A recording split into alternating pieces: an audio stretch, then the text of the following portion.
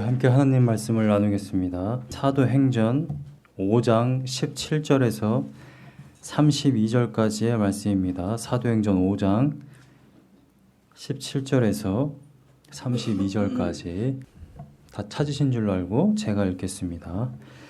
대제사장과 그와 함께 있는 사람 즉 사두개인의 당파가 다 마음에 시기가 가득하여 일어나서 사도들을 잡아다가 옥에 가두었더니 주의 사자가 밤에 옥문을 열고 끌어내어 이르되 가서 성전에 서서 이 생명의 말씀을 다 백성에게 말하라 하매 그들이 듣고 새벽에 성전에 들어가서 가르치더니 대제사장과 그와 함께 있는 사람들이 와서 공회와 이스라엘 족속의 원로들을 다 모으고 사람을 옥에 보내어 사도들을 잡아오라 하니 부하들이 가서 옥에서 사도들을 보지 못하고 돌아와 이르되 우리가 보니 옥은 든든하게 잠기고 지키는 사람들이 문에 서 있으되 문을 열고 본즉 그 안에는 한 사람도 없더이다 하니 성전 맡은 자와 제사장들이 이 말을 듣고 의혹하여 이 일이 어찌 될까 하더니 사람이 와서 알리되 보소서 옥에 가두었던 사람들이 성전에 서서 백성을 가르치더이다 하니 성전 맡은 자가 부하들과 같이 가서 그들을 잡아왔으나 강제로 못함은 백성들이 돌로 칠까 두려워함이더라. 그들을 끌어다가 공회 앞에 세우니 대제사장이 물어 이르되 우리가 이 이름으로 사람을 가르치지 말라고 엄금하였으되 너희가 너희 가르침을 예루살렘에 가득하게 하니 이 사람의 피를 우리에게로 돌리고자 함이로다. 베드로와 사도들이 대답하여 이르되 사람보다 하나님께 순종하는 것이 마땅하니라. 너희가 나무에 달아 죽인 예수를 우리 조상의 하나님이 살리시고 이스라엘에게 회개함과 죄사함을 주시려고 그를 오른손으로 높이사 임금과 구주로 삼으셨느니라. 우리는 이 일의 증인이요 하나님이 자기에게 순종하는 사람들에게 주신 성령도 그러하니라 하더라. 아멘. 제가 복음을 전하겠다고 이렇게 말씀을 드리면서 계속해서 제가 지금 베드로의 설교를 살펴보고 있습니다. 제가 왜 베드로의 설교를 살펴보느냐면 제가 올해 베드로 전서를 여러분들과 함께 나누지 않았습니까? 근데 베드로의 전서의 메시지가 이거였습니다. 고난을 당하지만 너희들은 신실하게 믿음을 지켜야 한다라는 것이죠. 그러면 우리는 이러한 생각을 할 수 있는 것입니다. 내가 지금 당하는 이 고난보다 내가 믿음을 지키는 게 과연 더 이로운 것이냐? 과연 그럴 수 있는 힘이 있느냐? 여러분 정말 이 기독교인들에게 대단히적인 박해가 만약에 시작된다고 했을 때 여러분들이 정말 신실하게 믿음을 지킬 수 있느냐? 여러분들이 지금 미국이나 한국 땅이 아닌 이슬람권에 살거나 여러분들이 중국에서 태어났거나 또는 여러분들이 북한에서 태어났는데 복음을 접했어요. 내가 정말 목숨을 바쳐서 내가 지금 당장 걸리면 아오지 탄강에 끌려간다 할지라도 나는 정말 믿음을 지키고 나는 오늘도 예배를 드리겠다. 그러한 각오가 여러분들에게 있는가? 과연 그만큼의 이 복음이 이 기독교의 메시지가 여러분들에게 그만큼의 가치가 있느냐? 그것을 한번 생각해 보고자 하는 것입니다. 그래서 베드로전서 그러한 메시지 너희들이 고난을 당한다 할지라도 끝까지 믿음을 지켜라 라는 편지를 쓴 이 베드로는 그럼 과연 어떠한 신앙생활을 했느냐? 그리고 사도행전에서 과연 어떠한 설교를 했느냐? 그것이 궁금해졌습니다. 그래서 제가 베드로 설교를 통해서 복음을 지금 제가 이야기하고 있는 것입니다. 오늘 본문 말씀은 사도들이 또다시 감옥에 갇히는 장면이에요. 여러분 베드로가 이미 감옥에 한번 끌려갔었죠. 그게 지난주에 나누었던 말씀입니다. 4장 말씀이었어요. 성령이 충만해서 하나님의 이 복음의 메시지를 전했더니 몇 명이 회개했다고 그래요? 성인 남자의 수만 3,000명. 그래서 4장에 보면 제가 지난주에 나눈 것처럼 유대인의 지도자들이 베드로와 요한을 잡아 끌고 갔습니다. 그런데 잡아 끌고 갔지만 그때 유대인 지도자들이 베드로와 요한을 풀어줍니다. 근데 풀어줄 때 그냥 풀어주지 않았어요.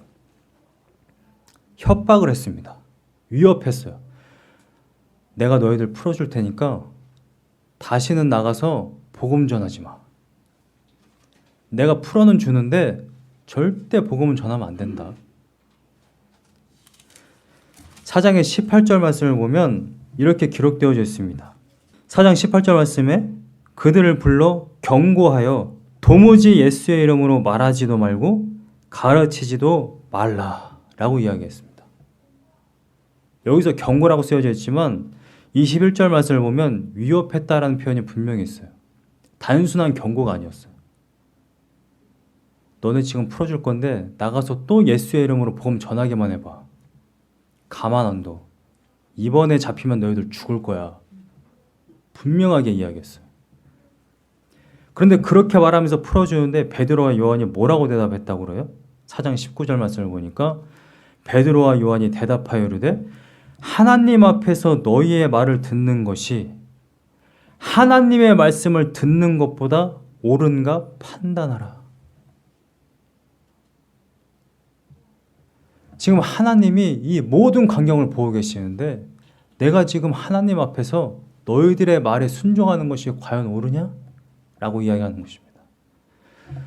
오늘 본문 말씀에 똑같은 이야기가 나옵니다. 두 번째 감옥에 갇혀서 유대인 지도자들 앞에 붙잡혀 있는데 유대인 지도자들이 이러한 질문을 해요. 28절 말씀을 보면 우리가 이 이름으로 사람을 가르치지 말라고 엄금하였으되, 지금 4장에 그 이야기를 언급하는 것이죠. 엄하게 금했다라는 이야기입니다. 분명히 4장 말씀에 엄하게 분명히 금지시켰다. 우리가 분명히 이야기했다. 다시 나갔을 때는 복음 전하지 말라고 내가 분명히 얘기했어. 근데 베드로와 사도들이 뭐라고 대답합니까? 29절 말씀에 사람보다 하나님께 순종하는 것이 마땅하니라. 여러분, 오늘 본문 말씀의 29절 말씀에 왜 하나님께 순종하는 것이 마땅하다라는 이야기를 하냐면, 지금 29절 말씀에 너희들의 말보다 하나님께 순종하는 것이 마땅하다라는 이야기가 왜 나왔냐면 오늘 본문 말씀의 어떤 사건 때문에 그렇습니다. 오늘 본문 말씀을 보면 17절 말씀에 대제사장과 그와 함께 있는 사람, 즉 사두개인 당파가 마음에 시기가 가득해서 지금 사도들을 잡아왔습니다. 그런데 어떠한 일이 있었냐면 사도들을 잡아다가 감옥에 가뒀는데 감옥 문이 열렸어요. 본문 말씀에 18절 말씀을 보세요. 사도들을 잡아다가 옥에 가두었더니 19절에 주의 사자가 밤에 옥문을 열고 끌어내었다라고 이야기하고 있습니다. 여러분, 사도들이 복음을 전하다가 잡혔어요. 제가 만약에 복음을 전하다가 잡혔다. 그래서 감옥에 끌려갔다면 제가 어떠한 행동을 하고 있을까요? 감옥에서. 기도. 저를 굉장히 신실하게 보시네요. 저는 아마 이런 생각을 할 것 같아요. 난 전할 만큼 전했고, 끝이 됐으니까 내가 감옥에 잡혔나 보다. 이제 감옥에 갇혀있는 동안 경찰이나 순사가 설렁탕 넣어주면 설렁탕 좀 먹고 이제 좀 쉬어야지.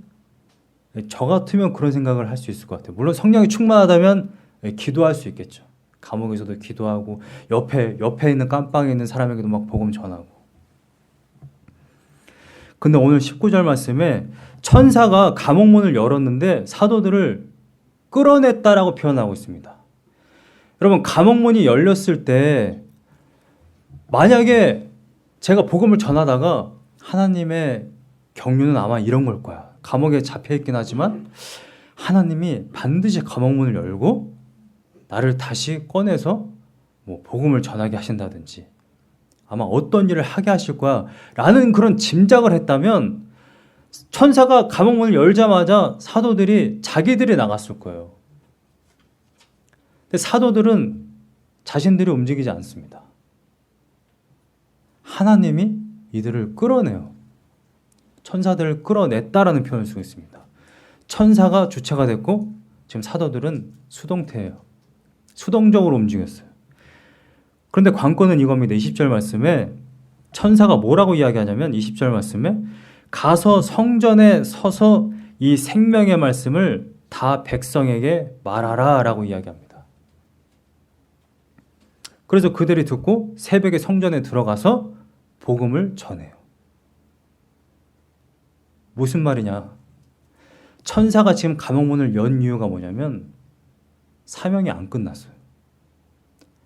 물론 이 이후에 감옥문에서 완전히 판결을 받고 나서 끝나고 난 이후에도 여전히 사명이 있지만 아직 사명이 다 끝나지 않았을 때 이 제사장과 사두개인이 이 사도들을 잡아갔다라는 것입니다. 하나님의 일이 아직 안 끝났어요. 지금 이야기를 듣고 있는 이 사람들에게 복음을 마저 전해야 되는데 복음을 마저 전하지 못한 거예요. 이 모여있는 사람들에게. 그래서 천사가 사도들을 끌어내서 너희들은 당장 성전에 서서 다시 복음을 전해라. 마저 전해라. 부족하다라는 거예요, 뭔가가. 자, 감옥문이 열렸을 때 만약에 천사가 감옥문을 열었고 천사들이 저를 끌어냈다면 저는 아마 이렇게 했을 것 같아요. 밤새 감옥에 있었으니까 더더군다나 옛날에는 감옥이 얼마나 더럽겠습니까? 우리 사극만 봐도 사극을 보면 이렇게 집이 있고 거기 그러면 뭐 벌레도 기어다니고 뭐 바퀴벌레도 있고 얼마나 찝찝하겠어요? 저는 감옥에서 나온다면 가장 하고 싶은 일이 아마 집에 가서 샤워를 하는 것일 것 같아요. 샤워를 하고 맛있는 걸 먹고 부모님과 좀 담소도 좀 나누고. 감옥에 갇혔다가 지금 나왔는데 성전에 다시 가서 복음을 전하고자 하는 그런 생각이 과연 들까 제가. 근데 사도들은 어떻게 했다고요? 가서 전했어요. 21절 말씀에 그들이 듣고 새벽에 데이브레이크라고 되어 있죠. 아침 일찍 가서 성전에 들어가서 가르쳤습니다. 여러분, 이게 성도의 삶이에요. 그래서 29절 말씀에 이렇게 이야기하는 것입니다. 하나님께 순종하는 것이 마땅하다. 여러분, 복음이라는 것이 무엇이냐면 기쁜 소식이에요. 기쁜 소식. 예수 그리스도로 말미암아 내가 구원함을 얻었어. 내가 지옥에서 천국으로 옮겨졌어. 내가 죄와 사망에서 해방됐어. 얼마나 기쁜 소식입니까? 근데 베드로는 그 기쁜 소식을 본인만 갖고 있을 수가 없는 거야. 다른 사람들에게 전하기 시작한 겁니다. 성령이 충만하니까. 그래서 감옥에서 나온 이후에도 집에 갈 생각을 못 하는 거예요. 하나님이 말씀하신 것처럼 그대로 성전에 서서 복음을 전하기 시작한 겁니다. 이번 올해 8월에 맞나요? 7월인가요? 너무 더운 여름날이었는데 어느 날 주일날 교회 왔는데 성도님들이 한 분 한 분 묻기 시작했어요. 사모님은요? 사모님 안 오셨어요? 어디 계세요, 사모님? 제가 일부러 말을 안 했습니다. 한 번에 말하려고 광고 때까지 참았어요. 근데 최대한 저는 웃지도 않고 절제해서 이야기했습니다. 광고 때 제가 뭐라고 이야기했습니까? 제 아내가 임신했어요, 이야기했어요. 여러분, 저는 제가 생각한 반응이 아니었어요. 성도님들이 그때 너무 기뻐하시고 소리를 지르시는 거예요. 환호성을 지르시는 거예요. 내 아내인데, 내 아내가 임신했는데 왜 이분들이 이렇게 기뻐할까? 여러분, 정말 기쁜 소식은요, 환호성을 지를 수밖에 없고 옆에 있는 사람들에게 막 이야기하고 싶은 거예요. 분명히 성도님들이 제가 한 번 이야기할 때 들었을 텐데 서로 물어봐요. 지금 뭐라고 그랬어? 야, 사모님이 임신하셨대? 서로 막 이야기하기 시작했습니다. 여러분, 진짜 기쁜 소식은요, 참을 수가 없습니다. 환호성을 지르고요, 안전할 수가 없는 거예요. 그리고 그대로 안 살 수가 없는 겁니다. 여러분, 복음은 그것과 비교할 수 없는 거예요. 내가 살아났다는 소식입니다. 원래 여러분들의 운명을 한번 생각해 보세요. 영원토록 끝나지 않는 그 불구덩이에서 소금 튀듯 계속해서 그 고통을 당해야 하는 상황입니다.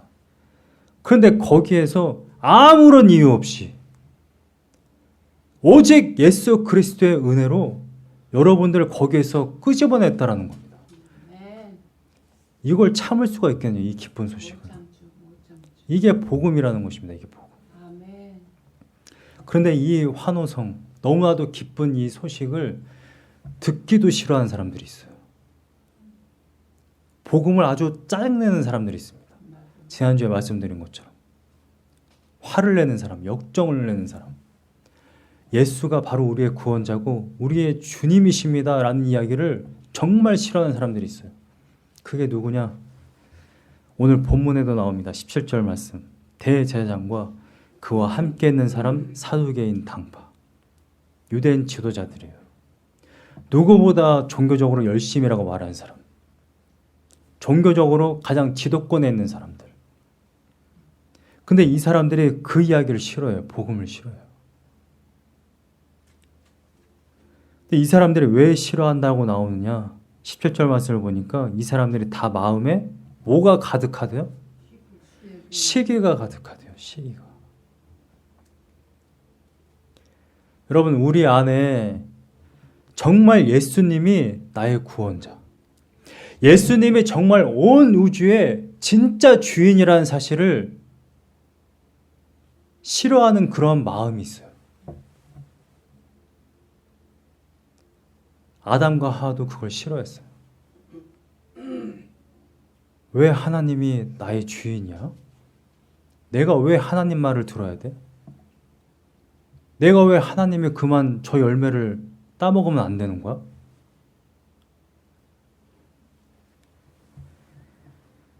이 사람들의 마음에 왜 시기가 가득했습니까? 문맥을 보면 저희가 읽지는 않았지만 14절 말씀을 보면 많은 사람들이 주께로 나와왔어요. 16절 말씀도 보면 예루살렘 부근에 수많은 사람들이 모여, 정말 많은 사람들이 예수님을 주님으로 따르기 시작했습니다. 아, 예수님만이 정말 우리의 구원자구나. 예수님만이 정말 우리의 지도자구나. 예수님만이 정말 내가 따라야 하는 정말 참다운 지도자구나. 이걸 사람들이 깨닫기 시작했습니다. 성령을 통해. 그러니까 기존의 대제사장과 사두개인 당파, 유대인 지도자들의 이 기득권은 어떻게 되어 가는 것입니까? 점점 떨어져 나가는 거죠. 점점 표를 잃는 겁니다. 점점 인기가 떨어지는 거예요. 여러분, 사람들은 여러분 자신이나 뭐 정치인이나 지금 대제사장이나 사두개인이나 우리가 원하는 건 하나예요. 인기를 얻는 겁니다. 내가 사람들한테 칭찬받는 거예요. 오늘날 많은 사람들이 SNS 때문에 살고 죽습니다. SNS로 막 칭찬해주면, SNS 사진 한 장 올렸는데 아, 뭐 옷이 예쁘네요, 뭐 얼굴이 예쁘네요, 뭐 이런 말을 한마디 하면은 거기에 막 힘을 얻고 살아가요. 그런데 뭐라고 한마디 이렇게 댓글이라도 달면 막 죽고 싶다고 그래요. 실제로 댓글 때문에 사람들이 죽어나갑니다. 얼마나 많은 사람들이 죽는지 몰라요. 사람들한테 인기를 얻기 위해서 이상한 짓도 합니다. 요즘에 어린아이들 사이에서는 그러한 유행이 있대요. 자기 목을 조릅니다. 기절하는 그런 뉴스 보셨어요? 애들이 자기 목을 스스로 졸라가지고 기절하는 거를 영상으로 올립니다. 그리고 거기에 막 사람들이 인기 있는 막 그러한 것들을 표를 막 던져주는 거예요. 그럼 거기에 기뻐가지고 더 자극적인 것들을 하는 겁니다. 이러한 유행도 있더라고요. 정말 기가 막힌데 우리나라 차, 현대차와 기아차의 부품을 빼내는 거, 그걸 훔치는 거, 그거를 훔쳐가지고 막 실제 영상으로 만들어가지고 그걸 SNS에 올립니다. 사람들이 그걸 보고 즐거워해요. 사람들에게 인기를 얻기 위해서 별짓을 지금 다 하고 있습니다. 자기 목 조르다가 정말 죽은 사람들도 있어요. 뉴스에 막 나오고 있지 않습니까? 미국에.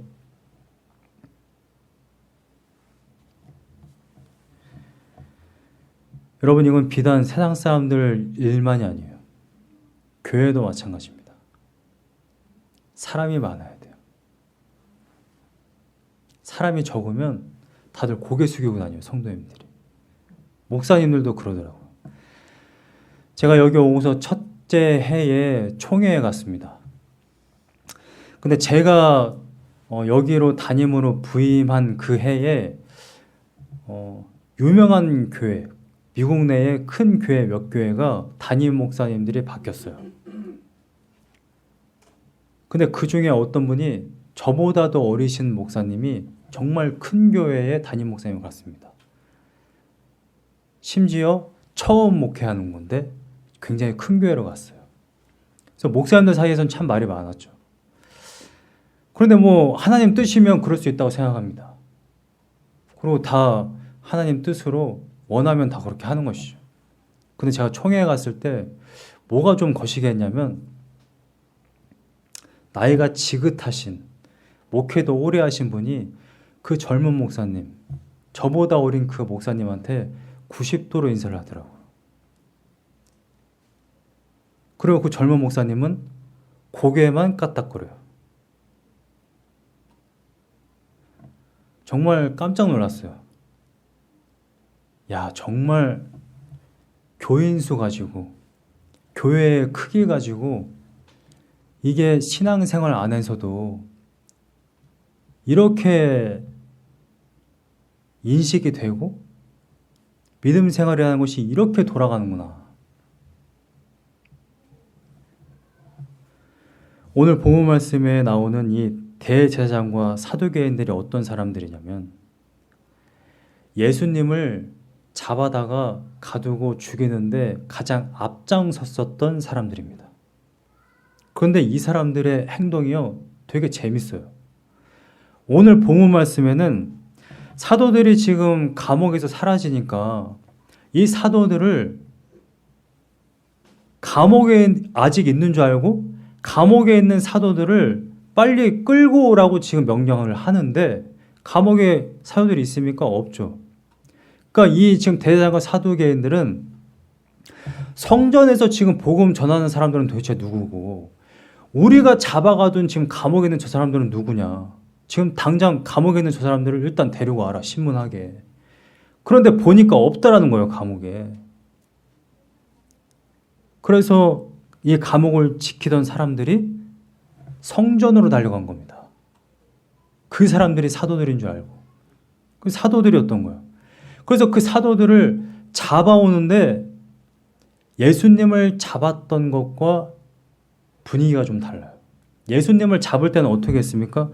누가복음 22장 52절 말씀을 보면 이들이 예수님을 잡을 때 검과 몽치를 들고 왔다고 그래요. 그러니까 예수님을 잡을 때 때려서라도 잡아오겠다라는 겁니다. 그런 각오로 예수님을 잡으러 갔던 거예요. 그 겟세마네 동산에. 근데 오늘 본문 말씀에 예수님의 제자들은 어떻게 잡았느냐? 26절 말씀을 보면 성전 맡은 자가 부하들과 같이 가서 그들을 잡아왔으나 강제로 못함은. 강제로 끌고 온 게 아니에요. 무슨 말이냐? 끝날 때까지 기다렸다는 거죠. 야, 지금 많은 백성들이 지금 이 말씀을 다 듣고 있어. 지금 강제로 끌고 갔다가는 우리가 아마 맞아 죽을 거야. 본문 말씀을 보면 강제로 못함은 백성들이 돌로 칠까 두려워함이더라. 여러분, 이 사람들의 기준은 뭐냐면 철저하게 사람이고 자기의 인기고 자기의 안위고 자기의 명예고 자기의 기득권인 거예요. 예수님을 잡아 가둘 때도 백성들에게 인기를 얻으려고 예수님 잡아다가 앞장서서 죽이라고 했던 겁니다. 무엇 때문에? 자신의 인기 때문에. 지금 사도들을 다시 잡아올 때도 강제로 못하는 이유는 자신들의 안위 때문에 그런 겁니다. 여러분, 우리가 믿음 생활을 한다라고 말하지만 정말 하나님을 바라보고 하나님 한 분만으로 만족하고 하나님 말씀에 순종하고 그러한 삶으로 살아가고 있는가? 아니면 세상 사람들과 똑같이 나도 사람들에게 칭찬받고 사람들에게 인기받고 표 받기 원하고 사람들이 기준이 돼서 살아가고 있는가?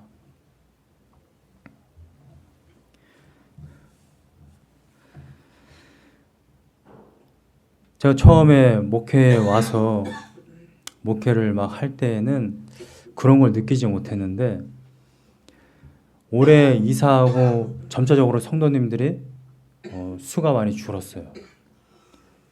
물론 뭐 실질적으로 어떻게 되었는 것인지는 우리가 잘 알고 있지만 근데 성도님들이 주니까 점점 저도 힘이 빠지는 거예요. 실제적으로. 그래서 밤마다 고민하는 거예요. 어떤 프로그램을 해야 되는 거냐? 도대체 목회를 어떻게 해야 되는 거냐?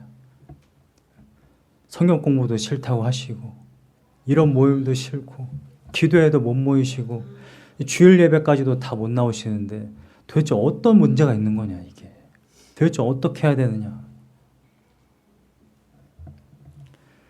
근데 제가 본문 말씀을 계속해서 묵상하면서 제가 깨달은 것은 이겁니다. 나도 대제사장과 사두개인 당파와 똑같구나. 야, 정말 말씀은 기가 막히다. 내가 지금 뭘 보고 있는지, 뭐가 기준인지 나를 정확하게 보게 하시는구나. 사람이 기준이니까 힘이 빠지는 거예요. 사람이 기준이니까 기존의 신념과 기존에 내가 해왔던 모든 것들이 다 흔들리는 거예요. 저는 생각을 했어요. 모든 것을 새롭게 해야 되는구나. 모든 것을 뒤집어 엎어야 되는구나. 내가 기존에 해왔던 것이 잘못됐구나. 그러니까 모든 것을 내가 뒤집어 엎어야 된다. 이거는. 그러지 않고서는 부흥이 안 올 거다. 그렇게 생각했어요. 그런데 본문 말씀을 읽고 제가 깨달은 건 그겁니다. 야, 내 안에 사람이 가득하구나. 베드로와 사도들은 성령이 충만해서 성령이 가득해서 오직 말씀을 전하는데 살아있는 복음을 전하는데 하나님을 전하는데 하나님께 순종하는데 내 안에도 사람이 가득하구나. 여러분, 우리 안에 하나님이 아닌 세상, 기준, 사람 이것이 가득할 때 우리는 이들과 똑같은 운명으로 걸어가는 것입니다. 처음에는 조금만 거부하는 것 같아요, 복음을. 그런데 나중에는 예수 그리스도를 죽이기까지 이릅니다. 여러분, 우리가 제 안에 사람이 가득하잖아요. 여러분들 좋아하는 걸로 다 도배할 수 있습니다. 여러분들이 좋아하는 모든 이벤트와 여러분들 입맛에 맞는 모든 설교로 다 바꿀 수 있어요. 저도. 저에게 그럴 수 있는 능력이 없는 게 아닙니다. 사실 이건 능력이 필요가 없어요. 그거는 모든 사람들이 너무나 잘하는 거거든요. 아이들이 원하는 건 사탕입니다. 사람들이 원하는 건 인기고 사람들이 원하는 건 편한 거고 사람들 귀에 듣기 좋은 거예요. 누구보다 잘할 수 있습니다. 그러면 교회가 어떻게 되겠습니까? 하나님은 없어지는 거죠. 예수님은 사라지는 겁니다. 여러분, 우리 안에 처음에는 조금인 것 같지만 예수님이 가득하지 않고 예수님이 아닌 것으로 조금씩 쌓이기 시작하면 결국 우리 안에 예수님이 사라지는 겁니다. 저는 여러분들 안에 예수님이 가득하길 소망합니다. 복음의 기쁜 소식이 정말 충만하기를 간절히 소망합니다. 오늘 본문 말씀에 대제사장들이 지금 피를 우리에게 돌리고자 하는 거냐라고 물어봤을 때 베드로와 사도들이 이렇게 이야기하죠. 그래! 너희들이 예수 그리스도를 죽였어. 너희들이 내가 아니라 너희들이 지금 판결받아야 돼. 그렇게 이야기하지 않습니다. 베드로와 사도들이 무엇이라고 이야기합니까? 30절 말씀에 너희가 나무에 달아 죽인 예수를 우리 조상의 하나님이 살리시고. 여러분, 베드로가 지금 설교하는데 초점이 뭐냐면 예수님이 너희들로 인해서 죽었어. 너희들은 살인자야. 거기에 초점이 있지 않아요. 그래, 너희들은 죽였지만 너희들이 죽인 거 아무 의미 없어. 너희들은 예수님을 죽이지 못했어. 하나님이 살리셨다, 예수를. 31절 말씀에 그래서 너희들에게 원하는 건 이거다. 이스라엘에게 회개함과 죄사함을 주시려고 그를 오른손으로 높이사 임금과 구주로 삼으셨다. 너희들은 뭐만 하면 되냐? 예수님께 돌아오면 된다. 우리 역사 가운데, 이스라엘 역사 가운데 끊임없이 하나님을 반역했고 하나님을 버렸다. 너희들은 하나님께 돌아오면 된다. 너희들을 살리시려고, 죄사함을 주시려고 그를 오른손으로 높이셨고 구주로 삼으셨다. 지금 이 이야기를 하는 것입니다. 여러분, 이 이야기를 듣고도 복음을 거부하고 여전히 자기 안에 사람이 가득해서 살아간다고 한다면 이 대제사장과 이 유대인 지도자들은 그야말로 정말 예수님을 죽이는 겁니다. 복음을 들은 그 순간에 하나님이 살리신 그 예수를 구주로 영접해서 나의 정말 구주, 나의 주님, 그렇게 살아가면 자신들이 정말 십자가에 못 박았던 그 모든 죄는 어떻게 되는 것입니까? 사라지는 거예요. 어차피 이 사람들만 못 박은 게 아니에요. 우리를 포함해서 모든 인류가 예수 그리스도를 못 박은 것입니다. 복음을 듣고 회개하면 돼요. 하나님께 돌아오면 됩니다. 그런데 이들이 복음을 끝까지 거부하고, 아니야, 나는 이 땅에서 여전히 사람들의 인기가 필요해. 나는 세상에 주는 쾌락이 필요해. 나는 세상에 이 갈망함, 내가 원하는 것들이 있어. 나의 명예, 나의 권력, 내가 원하는 돈, 이게 필요해. 내가 죽으면 가는 그 천국 말고 내가 지금 당장 써야 될 돈이 필요해. 내가 지금 당장 얻어야 될 표가 필요해. 그걸 바라보고 살아간다면 이 사람들은 진짜 예수님을 죽이는 겁니다. 이들의 운명은 너무나도 뻔해요. 지옥으로 가는 겁니다. 여러분, 우리가 정말 예수 그리스도가 나를 대신해서 죽었다라고 이야기한다면, 여러분, 우리가 정말 새 생명을 얻었다면, 나의 기존의 옛날 생명은 정말 죽고 나의 과거는 정말 죽고 내가 정말 새 생명을 얻었다면 어떻게 예전과 똑같이 살아갈 수 있겠습니까?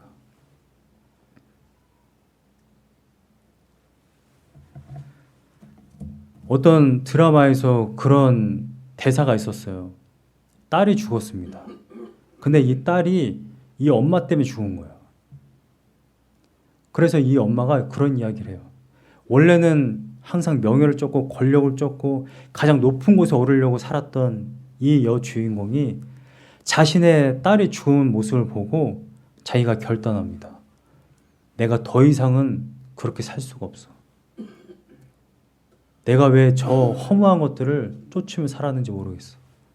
그래서 인생을 완전히 바꿉니다. 여러분, 예수님이 여러분들 대신해서 돌아가셨습니다. 피 흘리셨어요. 여러분들에게 새 생명을 주셨습니다. 그런데 여전히 옛날과 똑같이 살아갈 수 있습니까? 여러분, 어떻게 옛날과 똑같이 살아갈 수가 있습니까? 예수 그리스도로 말미암아 새 생명을 얻었는데 왜 어떻게 여전히 세상의 쾌락을 쫓으며 살아갈 수 있어요? 어떻게 똑같이 예전과 똑같이 명예를 쫓으며 살아갈 수 있습니까? 어떻게 똑같이 나의 안위를 위해서, 나의 기득권을 위해서 살아갈 수 있습니까?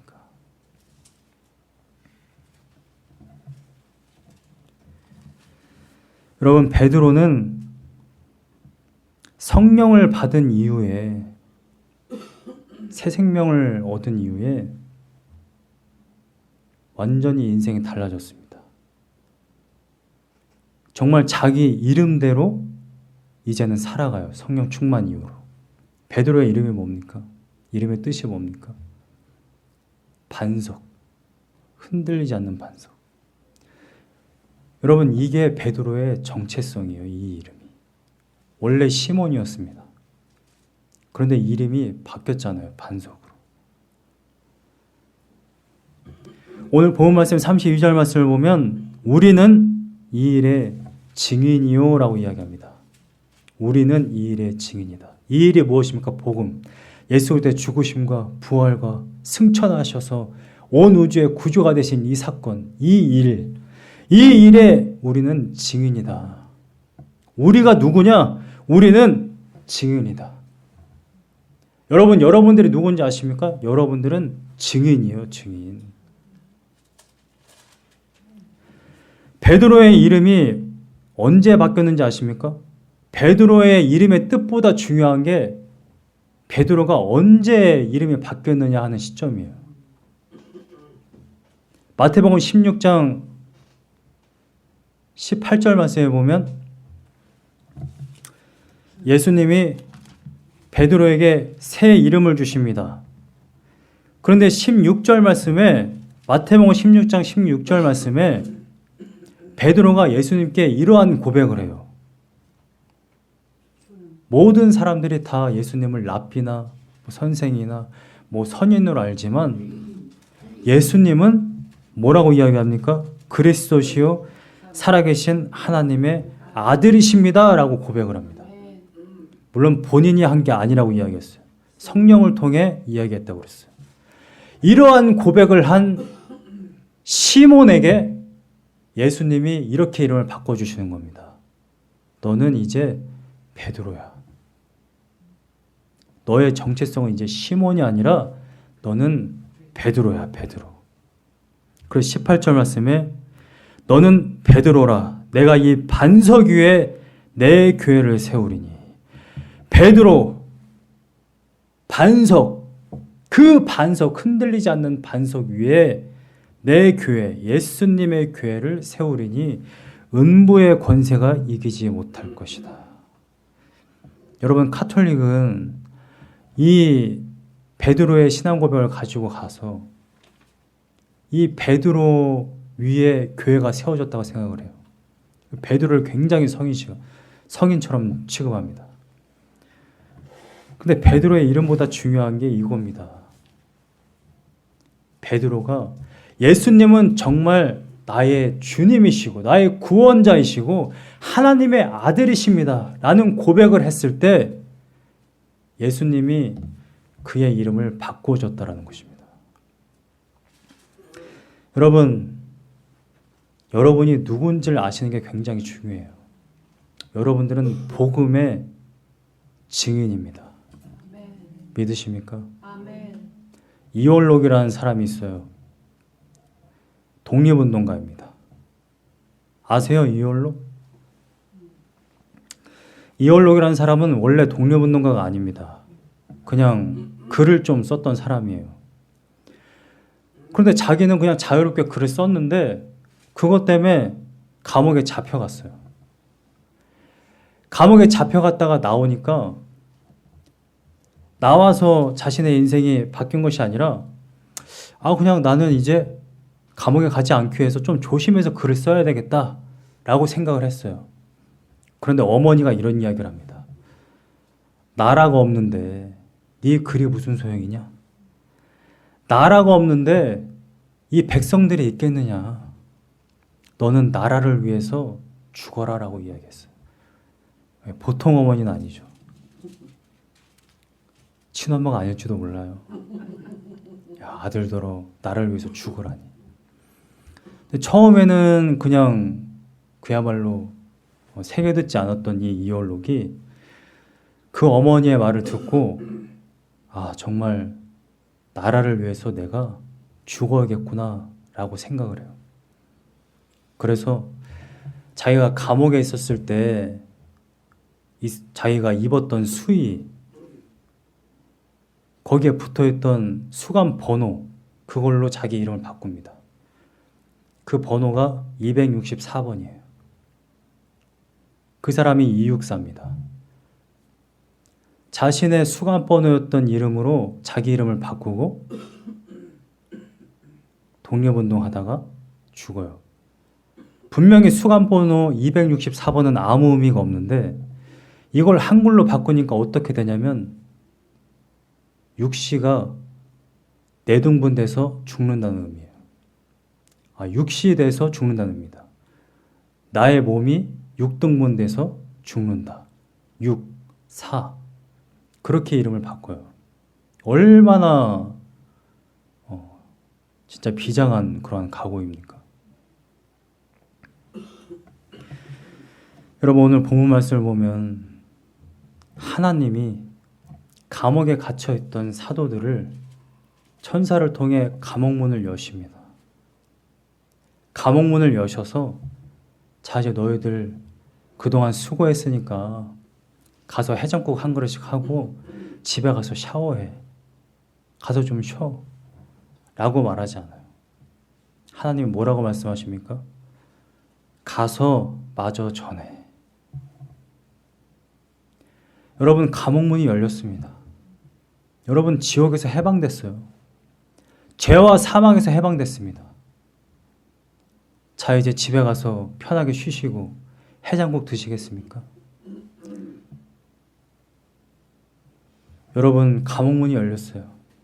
가서 마저 사명을 감당하시기를 간절히 소망합니다. 여러분들 집에 가서 편히 쉬라고 여러분 해방시키신 게 아니에요. 여러분 구원하셔서 사명을 주십니다. 하나님이 직접 말씀으로 여러분들 뭐만 하시면 돼요? 사람보다 내 자신보다 하나님께 순종하는 것이 여러분들의 신앙이고 여러분들의 삶입니다. 그렇게 그 기쁜 그 환호성 여러분들의 기쁨이 여러분들 안에 정말 충만해서 하나님의 말씀을 복음을 전하다가 그 기쁜 저 천국에서 우리 다 함께 만나는 귀한 은혜가 있기를 간절히 소망합니다. 우리 함께 찬양하고 말씀 붙들고 기도하겠습니다. 주님의 이 손을 꼭 잡고 가소서 옛날 찬양인데 제가 말씀 묵상하면서 이 찬양이 생각이 났어요. 대제사장과 사두개인들은 사람들에게 끌려가는 인생이었습니다. 여러분 오늘날 많은 사람들도 얼마나 끌려가는 인생을 사는지 몰라요. SNS에 사람들의 숫자에 사람들의 인기 얻으려고 여러분 우리는 다른 사람들 눈치 보고 다른 사람들 바라보며 사는 인생 아닙니다. 우리는 하나님만 바라보며 사는 인생이에요.